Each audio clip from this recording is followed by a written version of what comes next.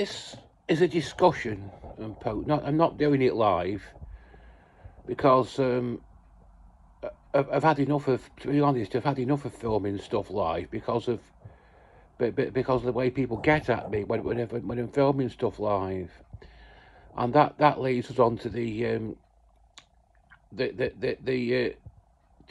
topic that I'm going to get into, cyberbullying. Is it worth the consequences? And a long time ago, before I moved into this flat where I'm living now, there was something that was front page on news in the local Guardian for 3 weeks running. It was the suicide of a 16-year-old girl, and she committed suicide after years of bullying, both online and or otherwise.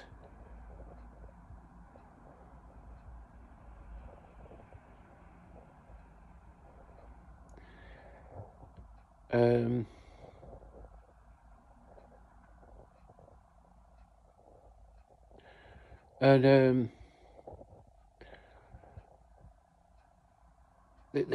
she'd had online threats. Well, people, whenever I film my videos live, I get people acting silly. They keep ringing. They try ringing me on my landline. They repeatedly ring me on me. Ring me on my mobile, and they message me on my phone, on my mobile, accusing me of things that have just not done, and they force me to apologise for things that have just not. I apologise to make them shut up. The thing is,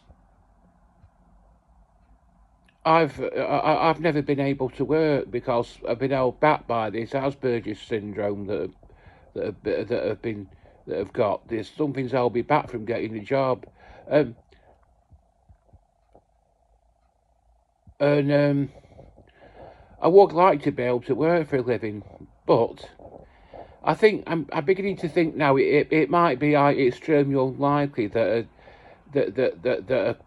I'm trying to monetize my YouTube channel, but it might be extremely unlikely that I will be able to.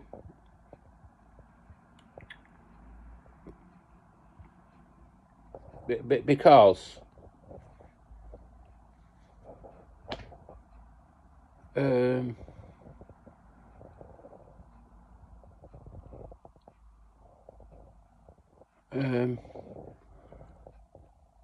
me public watch hours are up just up and down like each other. One minute they're up. It's like that Pinky and Perky record, the Grand Old Duke of York. When they were up, and when they were down, they were down. And when they were only halfway up, they were neither up nor down. Well, the thing is that they're never going up up now. They used to be going up on a regular basis, but now that's sort of stopped. It's sort of you need to have had 3,000 public watch hours in the last 365 days, and I'm struggling to get mine over the 2,000 mark. But even though I can't earn a living, I've not been able to earn a living from it. It's given me a sense of purpose because at least I am trying to do something. I am actually trying to work. But I'm just doing my best. I don't deserve cyberbullying. But I mean, it's not bad enough to make me commit suicide. I'm not going to. Don't worry about that. I mean, I'm not going to kill myself. This girl, she hung herself in a bedroom. I'm not going to do anything like that. But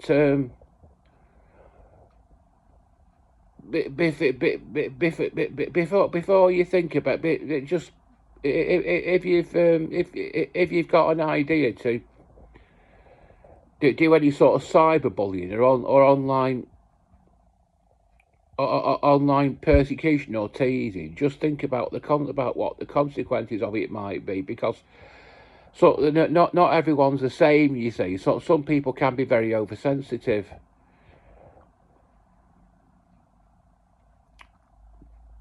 Um,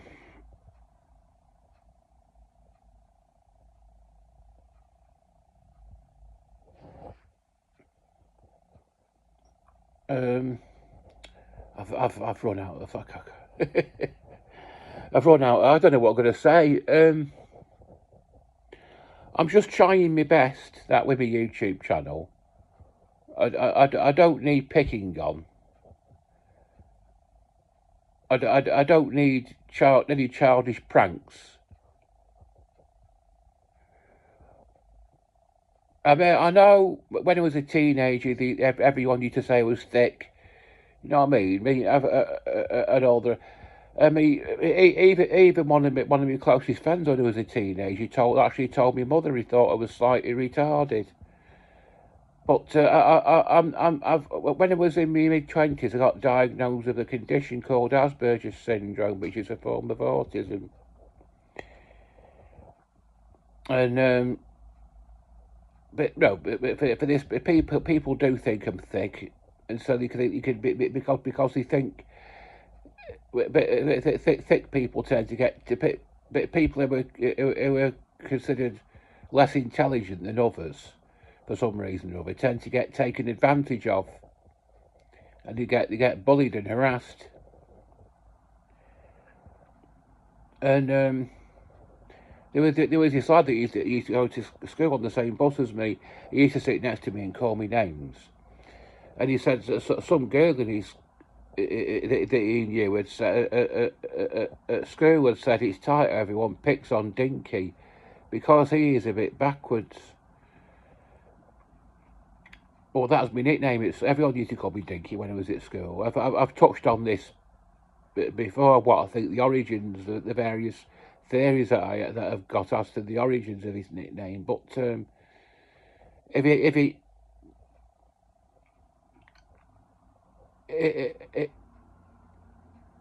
the thing is, I'm not simple-minded or backwards or anything. I'm just slightly autistic. That's all. And people who are a bit different tend to get picked on more when they're teenagers. When they're adults, all the people who went to school with them are just perfectly friendly towards them. When they see them outside, the past is all forgotten about. Really, it's like in the early days of Channel 4, they showed this play that was written by William Boyd. And it was about this this man. He was sort of in his mid to late 20s, and he got bullied when he was at school. There was some incident where some lads found him smoking in the boot room, and instead of reporting to the headmaster, they decided to take the law into their own hands, literally. They held him down and held onto his legs, and shaved his pubic hair off, and then put him in this basket, and put the basket under the shower and walked off and left him there. And one of the pupils sort of there was one of the pupils that was more sympathetic towards him than the others. And he let him out of this basket, but he still wasn't very. He wasn't really very.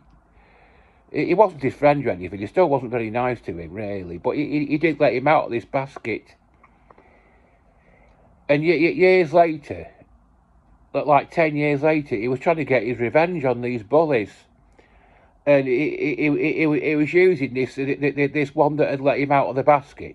He was trying to use him to get his revenge on these bullies because he'd sort of stuck up for him in a way.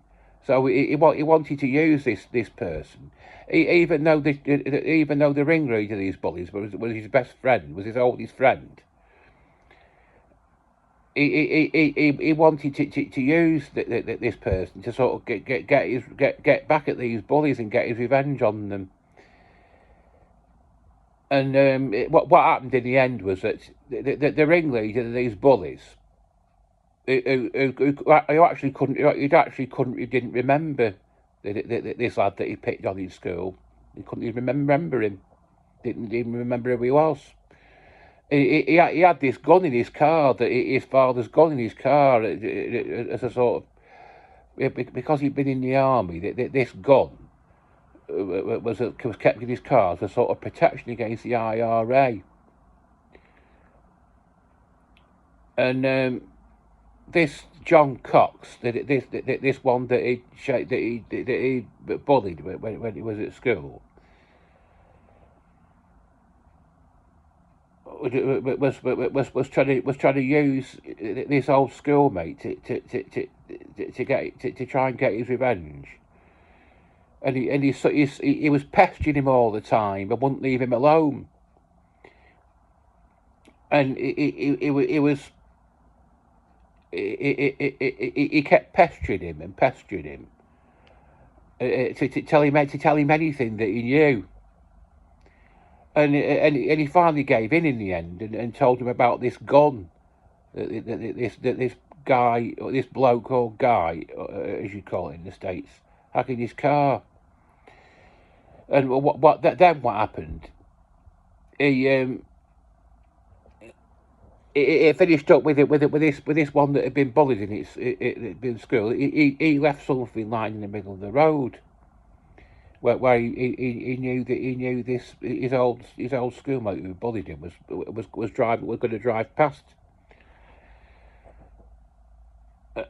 and the car stopped, and he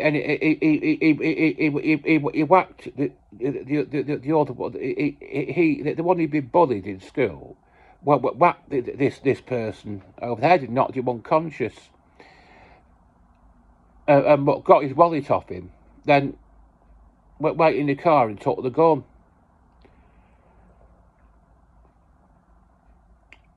And it finished up with him running onto the a cricket pitch when they're all playing cricket, and shooting this other body, this one who bullied him in the leg, and then going up to him and pointing a gun at his head, and using the exact same words that he'd used to him when he was being bullied. And he was going to shoot him and kill him, but this other guy that he'd been pestering, knocks him unconscious with a cricket bat before he gets the chance. But that was even after 10 years. Even after 10 years, he was still he was wanting to get revenge on one of these bullies. And it just shows that bullying people can have consequences.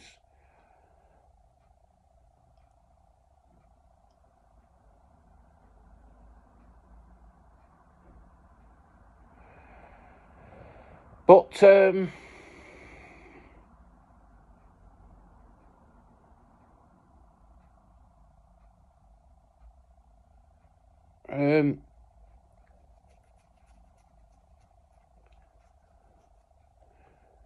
don't play childish pranks on people online. If a telephone number has been linked, don't keep ringing the number while they're doing live, while they're filming stuff live. Because you've got to remember that I'm not going to kill myself or anything, but you don't know if someone's emotionally unstable. If someone's emotionally unstable, You know what I mean? It's like this play. I think what was the matter with it with this guy who tried to shoot the other person. I think he was emotionally unstable. I think all the bullying that he'd experienced had done that to him. It sort of tipped him over the edge, so that even 10 years later, it was gonna try and get his revenge on the ringleader, these bullies. But we just want peace in the world. There's enough. There's enough trouble in the world as it is without cyberbullying.